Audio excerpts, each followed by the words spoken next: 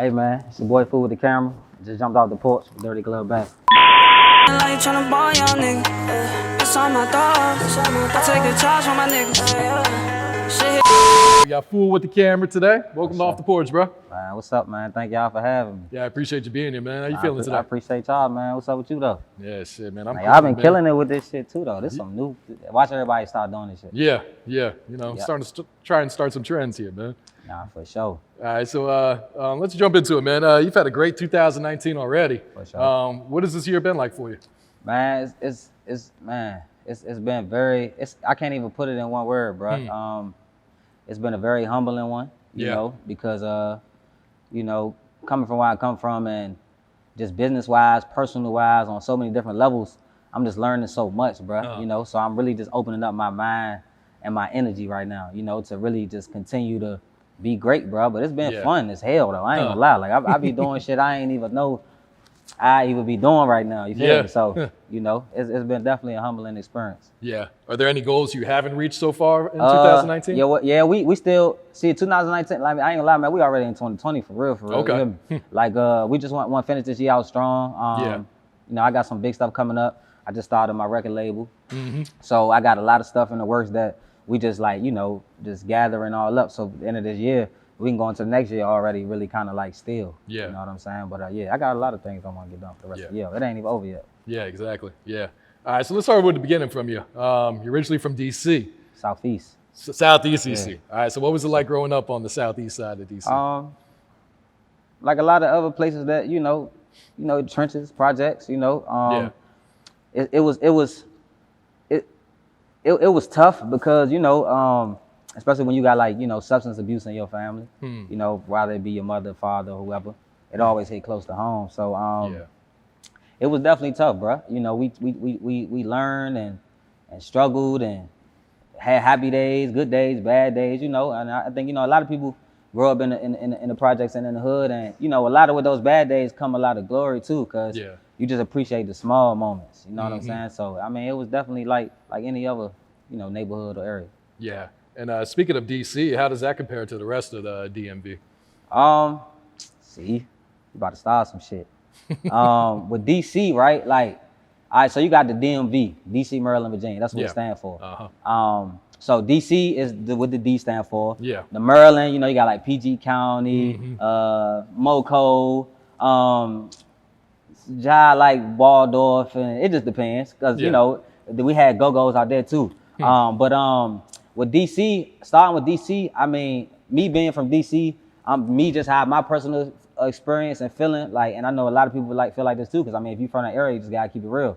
Like DC, I feel like it's the culture of the whole DMV. You understand what I'm saying? Not discrediting Maryland or Virginia, not like that, because everybody got their shit going on. But with DC alone, like you gotta think about New Balance. You know what I'm saying? Like that's a DC form-based company. That, you know, that everybody wear, of course. Mumbo Sauce, you know, lingo and just whole style. Like, you know, it originated in the District of Columbia. You know, so it's like you could go anywhere in the world and, you know, it's certain little stuff we say now, because it's like, you know, we got a lot of artists getting on right now from Maryland, and you know, so you're gonna hear us say that and talk the same way, but it's definitely a difference only in just certain areas do certain things. And with DC, it being the culture, like a lot originated there. Then Maryland, you know, Maryland is they right next to us. And then now with gentrification, every person in DC like got at least one person that live in Maryland. And most of our family members live there now, because, you know, they moved all the black people out anyway. So you got people in Suitland, Temple Hills, Forestville, and all that type of stuff. And then with VA, I mean, me personally, I ain't spend that much time in VA, because you really, when you from DC and you from that side, like, you try to stay away from VA, because they gonna fry your ass with anything you do anyway. So that's the Commonwealth. So we don't fuck around out there. But, you know, VA turned too, though. You feel me? But DC definitely is I feel like the foundation. Okay, you know I got you. And how long have you been out here in Atlanta now? Shoot, I've been back and forth out here for about like, I've been living here like 3.5, about to be like 4 years. Okay. But I've been back and forth for like, about 4.5 years. Before I moved here. Okay. And how does Atlanta compare to DC? I mean, it's two totally different worlds. You know what I'm saying? Music wise, I mean, we trying to get our stuff going in DC. But like I said, it's not no established network there, you know, you just wake up and be like, look, I want to be an artist, and you have real structured platforms to even do it. Like you still got to leave, you know what I'm saying? So, I mean, there's been people that done something here and there, but it ain't enough to really help get no career started at all or nothing like that. Yeah. But Atlanta, man, Atlanta is this Black Hollywood right now. You know what I'm saying? It was like that when I first started coming. That's why I was like, oh shit, this shit about to blow up. Like it was about to just get like this. You feel me? When I was coming out here. And it's two totally different worlds, man. Like, I mean, it's real, like people going through real shit everywhere, but man, DC, like that shit a war zone, bro. You know what I'm saying? Like, and I mean, I ain't from Atlanta, so I don't really understand all what's going on out here, but like street politics wise, because you know I be out here on business shit. You feel me? But back home, like that's where I'm from. Like that shit a war zone. You know what I'm saying? Like it's just like eat or get ate type shit mentality down there. So it's the air different. That shit gray as hell. Like, you know what I'm saying? So, Was it an easy transition for you coming down here to Atlanta since you were coming back and forth already before you moved? I ain't gonna say easy, cause man, before I even came out here, man, I had went to jail and shit. Like I was fighting the whole case. Like before I was even living here, and I was going through that shit mentally. You know what I'm saying? You don't know if you about to go to jail. You trying to get a career started. You feel me? Like it's shit. You gotta pay a lawyer, and you know we ain't had no jobs or nothing like that. So we really just trying to get it off the muscle. Just try to really get everything going, even just in case, like I at least could come home and have my stuff situated. You know, because up there everything all federal. So they don't bullshit up there. There ain't no state time, none of that. But the transition, I feel like it was more of a mental one than anything. Cause you trying to deal with changing your mentality, you know, cause we not up north, but we up north from south. You get what I'm saying? So you coming down here on a faster speed, like you talk different. You really like you can't just walk into somebody and be like, oh, man, what kind of shoes them is? I'm all right. Like then I'm gonna feel like you trying like brace me, like, well, we'll pull a move on me. You know what I'm saying? So I had to adjust to that. Just basically just transitioning like what all I knew to adjust to this speed of a city, but still keep my, you know, what I know, because that shit is, you got to be on point. You know what I'm saying? And you moved out here with $150 to your name? Man, how the fuck do you know that? like 100 and probably less than that, because I ate when I was on the train coming out. So probably like 143. You feel me? But man, I was broke as hell coming out here, bro. I mean, but it's that willpower, like really like that dollar in the dream mentality, like was true. Now that I'm saying it, it's crazy because I can look at it like that. But when you in the shit, like you in the shit, like you just feel like you crazy as fuck for making that decision. Like it's like, man, damn, I'm far as hell. Just took a 13-hour ride down here. Like that's crazy. You know what I'm saying? So yeah, man, I just hopped off and came out. I came out this thing. True leap of faith, as they say. Hell yeah, you got to though. Yeah. All right. So when did you decide you wanted to become a videographer? Man, shit. The exact moment. I mean, I always had a love. See, we grew up in a household where like me, my little brother, my sister, and my mother, we slept in one room. Oh, wow. Right? So my mother and shit, like, you know, my mother was in the street, she was on drugs and shit. But when she came in the house, like she would binge watch the TV. So, and we ain't had no damn remote. So if you was trying to turn anything, like you had to go click them up, like dack it all day, right? But my mother, right, like growing up, you know, we grew up in the time where the best content was like, you know, and they don't make movies like the early 2000s or late 90s no more, or no TV shows like that no more. That was priceless, timeless shit, like, you know what I'm saying? So my mother, she when she'd be coming in, like after being out for like a couple days or a week, she'll binge watch TV. And we was watching shit like Law and Order, In the Heat of the Night. Okay. You know what I'm saying? Good Times, One Life to Live, all type of shit, right? So we was exposed to a lot just visually, you know what I'm saying? Well, I don't know, I was paying attention to it because it was kind of like an escape, you know what I'm saying? And when I was working and shit, I always had a love for it, but I felt like the exact moment, man, I was working at Ronald Reagan Airport. That was my last job and shit. It's an airport in DC. Yeah. But technically Virginia. But and I just was sitting on the you know, the little where the planes and shit be at. Yeah, like, the tarmac. And then I was just like, bruh, like what do I want to do, bro? Because I like this shit ain't for me. You know what I'm saying? And I mean, I was like, I could try to rap shit and all that, but I knew personality wise that wasn't for me. You know what I'm saying? Because I feel like I was more like, you know, had like more of a mogul mindset. So I was like, man, shit, what can I do right now to like you know, that I feel like I could do. And I was like, man, shit, I gotta get a camera. I swear it just clicked like that. Huh. I don't even know why or how, right? So when I was on my way home, I was like, damn, first thing I thought, man, what's my name gonna be? You know what I'm saying? Because at this time, you know, niggas' names is something films or something TV. It was like everybody was something TV. So I was like, damn, man, I gotta think of some shit that as soon as I say it, somebody just be like, oh, damn. Like, yeah, I'm familiar with you. Like, so I was like, man, fool with the camera. Fool. Because they don't call me fool in DC. They call me Jizzle. Okay. Shit. Like, that's my nickname back home in DC. But I was like, damn, what the fuck? I was like, fool with the camera. Then that shit is like, you know what I'm saying? Probably how y'all came up with Dirty Glove. Yeah. Shit was like a light bulb. Like, oh, like, that's it. Yeah. And I just kept saying it. And shit, nigga, I spent my last money trying to get a camera. What kind of camera did you buy? I had bought a Canon 7D. Okay. Yeah, but I got that shit off Craigslist though. Like, oh really? All right, so not a brand new one. I met Amigo nigga at like Rockville Station, and I was like, like this is my last 1200, so this shit gotta work. And if you from back home in DC, Maryland, Virginia, you know how far Rockville Station is from anything. You feel me? But shit, I bought that shit and I was broke as shit. Yeah. I was like, man, I gotta get it right. You know what I'm saying? So what did you start off at? Photography? Were you doing behind the scenes? Nah, I just straight. Man, I ain't gonna lie, I just hopped straight out there in videos. Like, I wasn't really, I was taking pictures of people I knew and shit like that, but no shades to no photographers and not like that. But that photography itself just ain't stimulate me enough. I felt like I was limiting, you know, my creativity. So, like, it was just local rappers in my city that I just, you know, by going to go-go's and being from DC, like, I knew that was like trying to rap or do they rap shit. And shit, I just started which is really kind of, in the average person mind there was dumb. Cause I was just going around niggas' hoods and shit. Just with the camera. Yeah, exactly. Like that shit was dumb. It was like, bro, you tripping. Like, you know what I'm saying? And then I went uptown. So southeast and uptown, but northwest is like, it's like, they ain't beefing or nothing like that, but it's like, that's a big ass leap. Like I could at least went to northeast or something, but nah, I went straight uptown and I just was like, that's where really one of the areas where I knew a lot of people was rapping. Yeah. And I was like, man, shit, man, I'm about to just try to see what's up with everybody. You feel? So did anyone teach you how to shoot and edit, or were you self-taught? Nah, ain't nobody teach. I had this one lady and shit that, like, she gave me my first like final cut and shit. Okay. Whatever, and was just giving me like the rundown on how that shit. Yeah. You know how to just basically operate it, but nah, everything's self-taught, bro. I went to YouTube University. Okay. You feel? Yeah. How long did it take you to get pretty comfortable with the camera and editing? Shit, the basics probably not too long. You know what I'm saying? Cause like I said, some shit is in you, it's in you. You know what I'm saying? If you're gonna do the research, you can learn something overnight if you want to. But it's all on what you want to do. But it ain't take long though. But I mean, I'm still learning to this day though. Yeah. So it came pretty natural for you then. Yeah, hell yeah, for sure. Gotcha. For sure. All right. Do you remember who the first artist was that let you shoot a music video for him?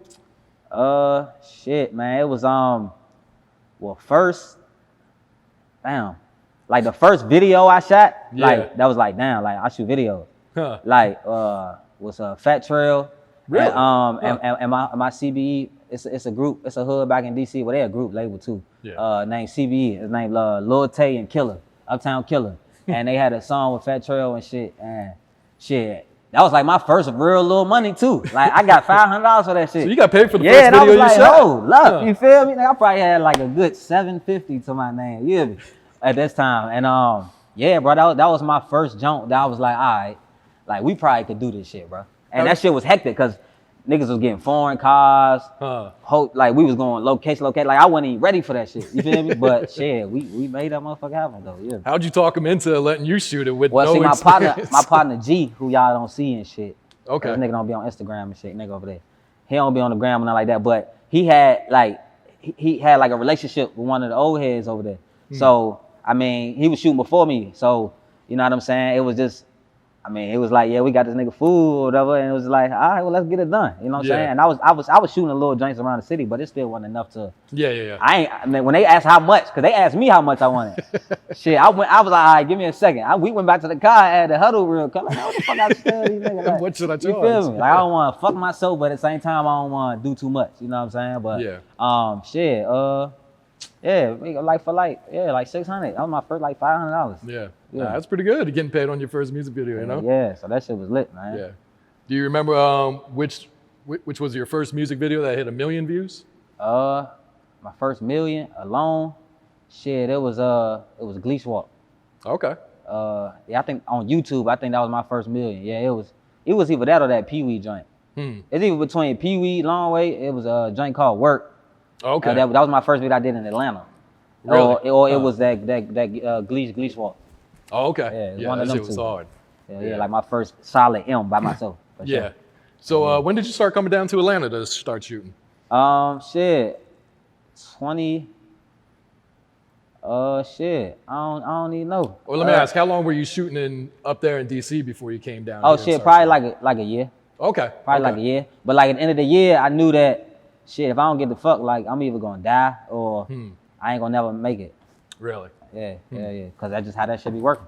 So you came What's wrong down. with this shit? Yeah. So you came down here to pursue your Hold on, career y'all. then. What's up? Yeah. 199410. Nigga, I just told you.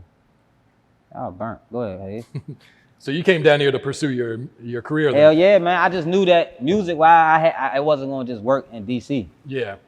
You know what I'm saying? It wasn't just gonna work in DC. Hell no. Yeah. You got it? Good. Yeah, you good. Okay. I was gonna say you worked with a lot of big names, and some of them you worked with numerous times, but you've never been anyone's in-house cameraman. Why is that? All right, so look, this the realest shit right here, right? And this, when y'all drop this shit, this need to be that clip. You feel me? Yeah. This the thing, bro. Business-wise, because it's business first. You feel me? It ain't personal why I wasn't nobody in-house. But business-wise, I see a lot of people, including myself, starting off, right? I see a lot of people dedicate their craft and their production or whatever they got going on, you know, to an artist and to their situation and label. But this is coming just from me, you know. I haven't seen those same artists get appreciated for that. You understand what I'm saying? And I mean business-wise. So what I mean, for example, I see artists every day, day to day, you know, I'm talking about all content is about this particular artist. All videos is about this particular artist. Anything got going on with that director, cameraman, whatever he is with that particular artist. To the point where it be so long that they be riding with them, when it's time for big opportunities to come from that artist, that person never get it. So that person not gonna never shoot a big video. He never gonna get no major placement to help him go to the next level, which is, in my opinion, warranted if he's attaching himself to your situation. Yeah. That's just respect. But two, that's when personally it could conflict. Because now you feel like, you know, man, what's up, bro? What they got some pressure or don't want to see me? You feel what I'm saying? So, because you still a man at the end of the day. So that could conflict with each other. So with me, I just kind of like, I feel like, and there's some people who got good situations. I'm not saying it's 100% like this, but majority. You understand what I'm saying? And I stamp that. But with me, I just felt like, all right, look, like, let me not play myself. You know what I'm saying? And then a lot of people I do know that was attached to a certain artist, like, once that artist start fucking with you, they should just be dead after that. Because they haven't built the individual brand for themselves. You understand what I'm saying? So all your following and audience has come from you working with a particular artist. And like I said, if that's what you want to do and that's your lane, by all means. But I just knew like I was bigger than that. You know what I'm saying? Like I'm trying to leave my own legacy. So whenever you see Fool with the Camera working with a big artist, like it's a Fool with the Camera and that artist collaboration. You understand what I'm saying? It's not just me just in a cut and just not, nah, man, I'm a star too. You feel me? And shit, I knew that this route was going to take longer, but it's much rewarding in the end. You just got to stay down. No, that's real. And now, why do you think artists, you know, hesitate to give those bigger looks to their in-house camera? I mean, one, it's a lot of factors that go in that. So like I said, one, and I'm glad you asked that, because it ain't just because he don't want to. One, a lot of in-house cameramen need to understand, just because you're with that person, you still have to work on your business. So one, learn the game, because of course the label not gonna cut no $5,000 to $10,000 check if all you got is just you and your camera. You don't got no resources to get a production team, a grip team, locations, none of that. You have none of the resources. Of course you're not gonna get the job. But like I said, that's one factor why they may go into it. Two, they probably just overlooking, because that be happening like shit. Because I know dudes that got all the resources to get it done, but don't get the job. So I mean, it just depends on the situation, bro. You know what I'm saying? It just depends. I got you. All right, so one of the names you worked with a lot is Gunna. And you directed this OK video that did almost 100 million views. I'm trying to get the motherfucking plaque. With Lil Baby and Young Thug. What was it like working with Gunna? Man, it was cool. Like with Gunna, see, like I was hip to Gunna like before Gunna blew. Yeah. You understand what I'm saying? Just like a lot of artists around here. That's just one of the noticeable ones. But I be on shit before it blow up because I'm a music connoisseur. Yeah. So with Gunna and shit, like I was like, bro, this nigga about to blow. And I think it was Phases. That was the first record I heard from Gunna was Phases. Yeah. Gonna do some changes. That was the one that sold me too. What the fuck is this? I'm like, this shit go. You hear me? But yeah, bruh, man, he, to be honest, he a hard ass worker, bro. Yeah. Like he probably one of the only rappers that this nigga be on time, son. Like he don't be late to shit. Like I mean, I know he big as shit now, so I don't know all, but you know how that shit go. Yeah. But that nigga, like, he a hard worker, bro. And shit, we connected just really like, cause it was just our relationship working was just like, let's get this shit done. Yeah. You know what I'm saying? Type of attitude. And shit, I respected him. He respected me for that, cause we just would get this shit done. Yeah. You know what I'm saying? But okay, man, true story. Man, that video wasn't even about to happen, bro. Really? Like, far as it was me, Gunna, Baby, shit, and like a whole rack of other people at Saks, right? And I swear to God, that's how this video got planned. Cause we shot at the same house they shot Ric Flair Drip at. Right? Oh, really? Okay.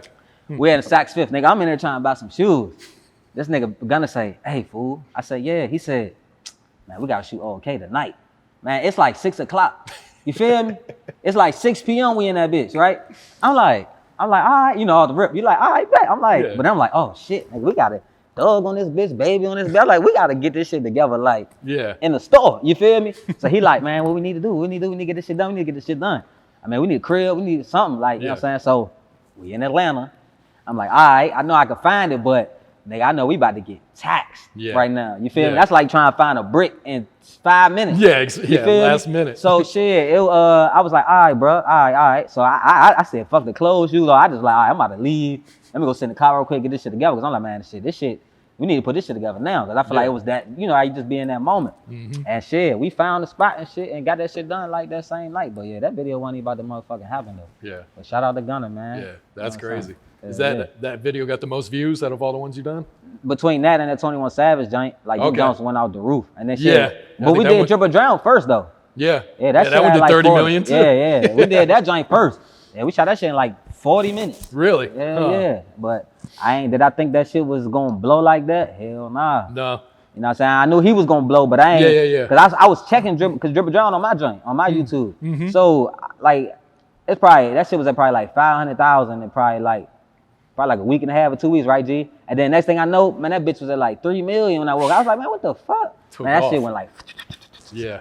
I was like, oh yeah, this nigga out of here. Yeah. And shit. And once the okay happened, I was like, oh yeah, this nigga gone. Yeah. You know and what's it been like watching Gunna, you know, blow up these last couple of years? That shit fire, bro. I ain't gonna lie, like in the past like year, that's probably one of the artists that I'm like truly proud of, because it's just like nigga, we just was in the car in Piedmont just saying like, bro, this shit about to blow. Yeah, you feel me? And this shit is like really fucking blue. You feel me? So it's always a good experience to like be a part of that. You know what I'm saying? Yeah, no doubt.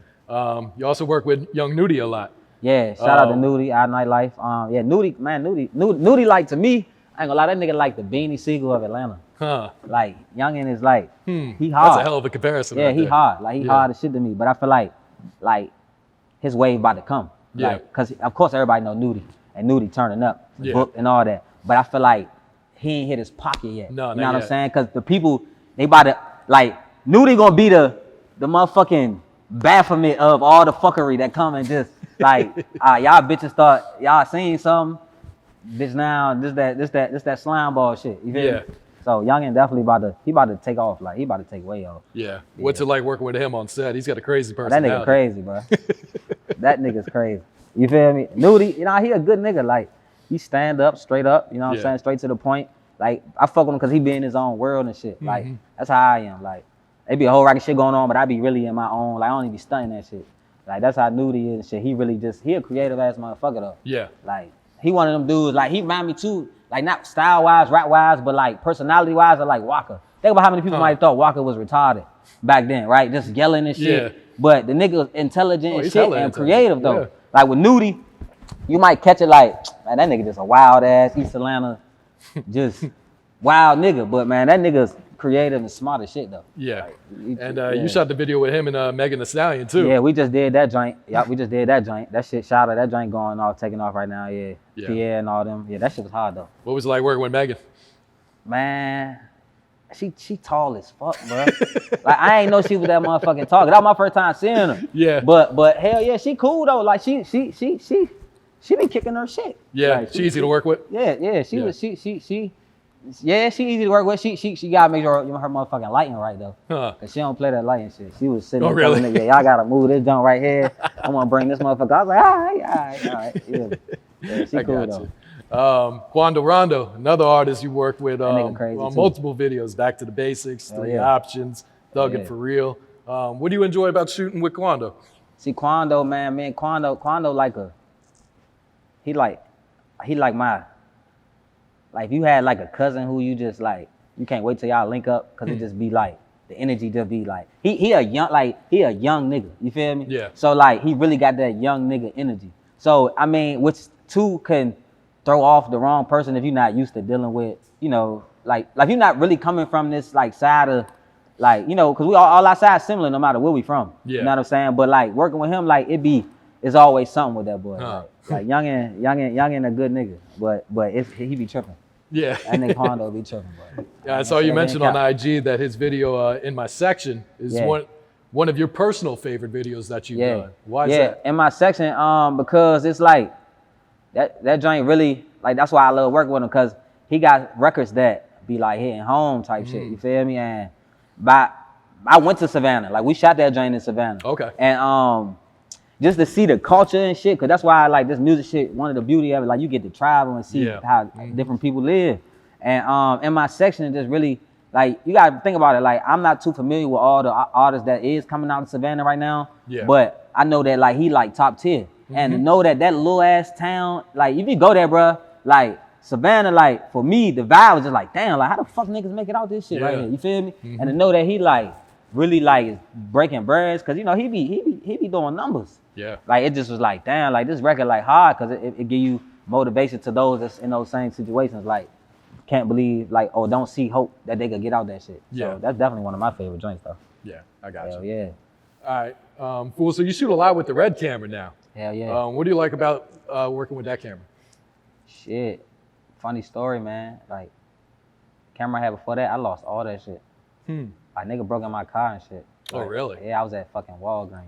Here in Atlanta? Yeah, but this dumbass, I ain't know where I was at. Cause like I said, I don't be, you know, now I'm hip because I've been here for a minute, but I was on like Cascade. And shit me, everybody told me, bro, well, hell nah, boy, you don't ever leave your car on Cascade. This after the fact. But shit, yeah, I lost all my shit, bro. Like, I ain't had no camera, none of that shit. Like, how long ago was that? Shit, this was, when this was? 2 years ago? Like on Christmas Eve. Oh shit. After a Rollo video. Like, we already been shot the video and all that. I'm about to drive back to DC. My dumb ass went to Walgreens trying to get some, I don't know what I was trying to get, but I come back, all my shit was gone. But after that, I knew that, I feel like, at that time, of course, I was fucked up because I was mad as shit. But I knew it was time to level up. You know what I'm saying? And shit, I was like, what the fuck can I level up to? And I was like, damn, like, boy, I seen them numbers for that red. I was like, man, that's an expensive nigga, that's camera. A Porch.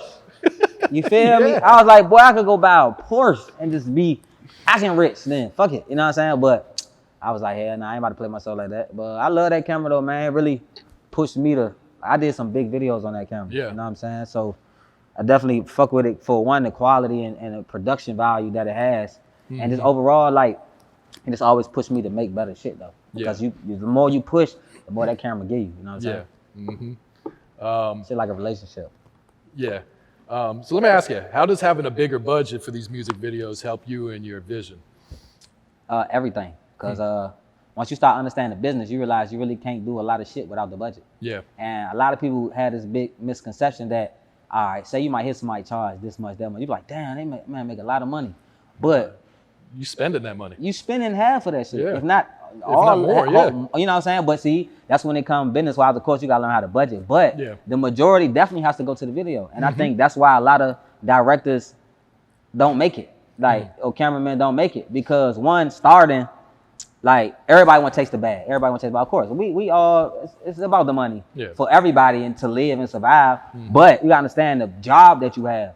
If somebody say, look, here goes $2,000, $2,500, bro, you need to be spending at least $1,250, half of that. You know what I'm saying?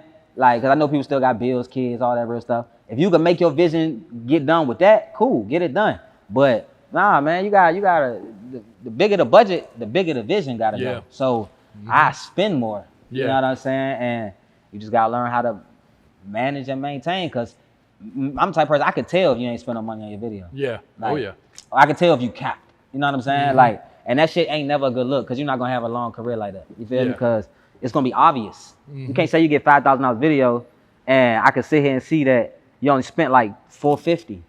you bullshitting. Yeah. You know what I'm saying? So it's definitely a blessing and a lesson. Shit. You gotta know how to manage. Yeah. Do you write most of your treatments for these? Yeah, I write all my treatments. You write all of them? A lot of stuff people probably pay people for, I just do it. Cause it's like, I don't know, that's just me. I be writing my shit though. Yeah. How long does it take you to write a treatment on average? It depends on the record. I mean, cause shit, I think a gift is just really, like, you feel music. I'm pretty sure y'all do, cause y'all run Dirty Glove Bastard. So y'all be getting projects and shit like, you know, of course you do certain shit cause it's y'all business, but you know, certain shit y'all feel though, that you even be more interested and excited about. So it just depends on the record for real. Yeah. All right, so how important are video directors right now in the rap game? Man, we the culture. Between us and producers, we the culture. Because I mean, we pushing the image. We pushing what you see. Yeah. You know what I'm saying? So shit, a record could be hot, but it only get hotter with a video. Yeah. So I mean, with that being said, I think we 50% of what makes sense. Yeah. No, that's real. What's one of the wildest things you've seen on a video set? Shit. I seen some wild shit. I think the wildest but funniest, man, I was shooting this video and we had some models and shit on set, but one of the girls' pimps pulled up and shit, right? Real shit, bro. Real shit. This is real shit. And I ain't gonna say his name because, you know, that'll be incriminating somebody. I ain't finna be doing all that. But like, me and this nigga still talk to this day. But because that's how we even met. That's the wild part about it. He's an artist back home and shit. But we was shooting the video and yeah, like all I know is like, cause we inside the hotel room. So I know people coming in acting all weird and shit. So I'm like, I mean, what the fuck going on? I'm thinking niggas trying to send us a move or something. You know what I'm saying? Trying to rob the set or something. So I was like, man, what the fuck going on? So he walked in, right? I knew who he was. I was familiar with him because, like I said, he's from my city. Yeah. But he came in, and the funniest first thing he said was the funniest shit in this world. But think about it, shit. He was like, "What's up, fool?" I was like, "What's up, Mo?" He was like, "Shit, where my bitch at?" I was like, "Shit, I don't know, cuz I don't even know which one you which one you talking about? I don't know." So shit, we dapped up and shit, and then I ain't even know him at the time, but I swear that's how our relationship formed. But yeah, he went to the bathroom, found shorty, and after that, hey man. Did she finish the video? No. No. No, sir. She had to go. No, sir. Time to go. Curfew. She had other work to do. Yeah, she had other things to tend to. You feel me? I got you. Yeah. Any advice you'd like to share for upcoming videographers? Avoid the bullshit. Learn the politics. Stay down. And stay creative. Yeah. That's it. All right. Them the rules. Yeah. You know what I'm saying? Because shit, stay away from the bullshit, because the bullshit gonna have you fucked up out here. Yeah. It's all politics. You know what I'm saying? It's all, everything, all our jobs, everything we do, this whole industry is politics. And you gotta know how to play chess. Because if not, if you ain't built for it, boy, your ass is done. Yeah. Before it even gets started. You know what I'm saying? So, hell yeah, man. All right, what are some of your do's and don'ts for rappers when they arrive to a video shoot? First off, they already started off fucked up. Arriving late? Because they went and got their outfit the day of the damn video shoot. Like, I know I ain't the only one be getting hit with that shit. It's either a haircut, waiting on a shirt, or some shoes. And that's some Atlanta shit for you. You feel me? Do's and don'ts too, don't touch the camera, bro. Like, do not touch the camera, bro. I don't care if you even press the button and know how to get to. Do not touch the camera. That's one of my biggest like pet peeves. You feel what I'm saying? Because that's like, bro, stay. You know what I'm saying? Like, that's not for you to be touched. I know you paying for this set and everything, but you can't touch this shit for me. Yeah. Another thing too, I feel like in a certain way, I think rappers need to be more considerate how they be talking to the models and shit. Okay. Because that shit be throwing off the set sometimes. You feel me? So a certain rapper might like push up on the model. I'm not saying they can do what they want to do, but I feel like it's a certain way, because once the model start getting uncomfortable, Trust me, the whole set gonna get uncut because a female energy runs everything. Think about it, if a woman come here, you don't ignore it, but you could tell she mad. Niggas finna be uncomfortable as shit in this motherfucker. You feel me? It's like, damn, what the fuck wrong with her? Who girl that is? Because we trying to identify the issue. So I think rappers definitely gotta like watch how they be pushing up because they be coming to us and shit. You know what I'm saying? And the last thing we want to do is deal with emotions and personal feelings on set. We ain't there for that. You know what I'm saying? So that, and then I just feel like, what the fuck a rappers could do over that? Oh, and then too, if we say, look, bro, you cannot smoke in here.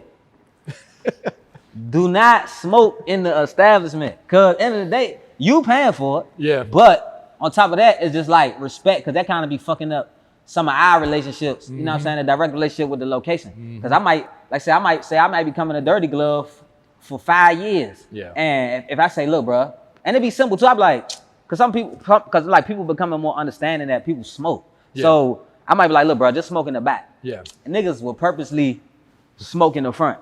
You feel me? And I be like, all right, bro. You know what I'm saying? You try to like throwing me off. But that's it though, for real. Ain't too much. Yeah, I got you. Looking at your IG, I see a lot of artists commenting like how much for a video, right? So what is the best way for an artist to reach out to inquire about a video? Shit, it's simple. I got a contact number on my page and an email. Yeah. If you can't read to see neither one of that, we don't need to be doing business. Cause that's the first rule right there that you just like ain't paying attention. You know what I'm saying? And bro, simple. Like my booking number is on my page. So like all the DMs and shit, I understand. Some people just want to cut to the point, but that's not how you gonna get to me. Cause at the end of the day, like let's respect each other's business first. Cause if I know you respect contacting me right, money and all that shit will be respected as well. You understand what I'm saying? So if a nigga ain't reading your booking info, you know what I'm saying, all that, bro, we ain't got shit to talk about. Straight up. Shit, I'll holler at you when I see you. Does that frustrate you at all? Nah, I'm over it, because it was a phase, you know, so you got to think about when you first start, one, you had to realize, like, damn, like, I can't even keep answering this phone. Because if a nigga could get straight to you, he gonna come at you, like, on your level. Like, man, fool, what's up, boy? Yeah, boy, my boy, goddamn. I'm trying to, you be like, hold up, bro. It's 10 in the morning.